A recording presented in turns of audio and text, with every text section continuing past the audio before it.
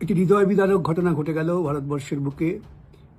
গুজরাটেই সেখানকার যাত্রী যারা লন্ডন যাচ্ছিলেন, আমাদের দেশে গুজরাট থেকেই বেশিরভাগ মানুষ বিদেশে যাচ্ছেন, যদিও ভাইব্রেন্ট গুজরাটের ডঙ্কা আমরা বাজাই, সেটা ভিন্ন প্রসঙ্গ। বিমান আকাশে ওড়ার মুখেই ধ্বংসের মুখে পড়ে গেল। সমস্ত যাত্রী, হয়তো কয়েকজন ছাড়া, তারা মৃত্যুবরণ করতে বাধ্য হলেন।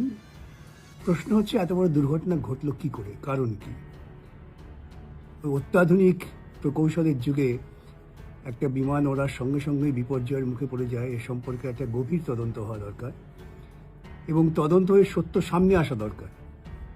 সাম্প্রতিককালে আমরা দেখেছি যে ভারতবর্ষের বুকে যখনই কোনো রকম বড় ঘটনা ঘটে, সেই তদন্তের সত্য সামনে আসে না। আজও আমরা পুলওয়ামা কাণ্ডের, হত্যাকাণ্ডের সত্য জানতে পারিনি।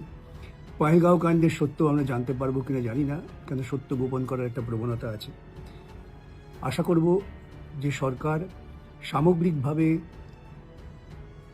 প্রকৌশলগত দিক থেকে বিভিন্ন যোগ্য ব্যক্তিদের দিয়ে কমিটি করে এই বিমান ধ্বংসের কারণ জানাবেন।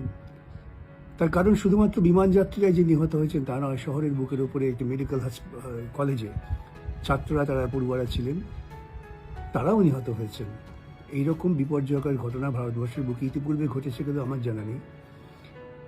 সমস্ত নিহত পরিবারের প্রতি সমবেদনা জানাই।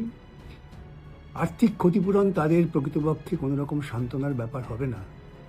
এতজন মানুষ, তারা ভবিষ্যতে অনেক বৃহত্তর সামাজিক ক্ষেত্রে অনেক অবদান রাখতে পারতেন।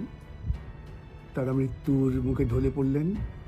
চূড়ান্ত টেকনিক্যাল ব্যর্থতা না প্রশাসনিক ব্যর্থতা, এটা এখনই আমরা বলতে পারছি না। সে তদন্তের সাপেক্ষে সিদ্ধান্ত নিয়ে সুনির্দিষ্টভাবে সমস্ত তথ্য মানুষের কাছে তুলে ধরতে হবে, এটাই আমাদের দাবি।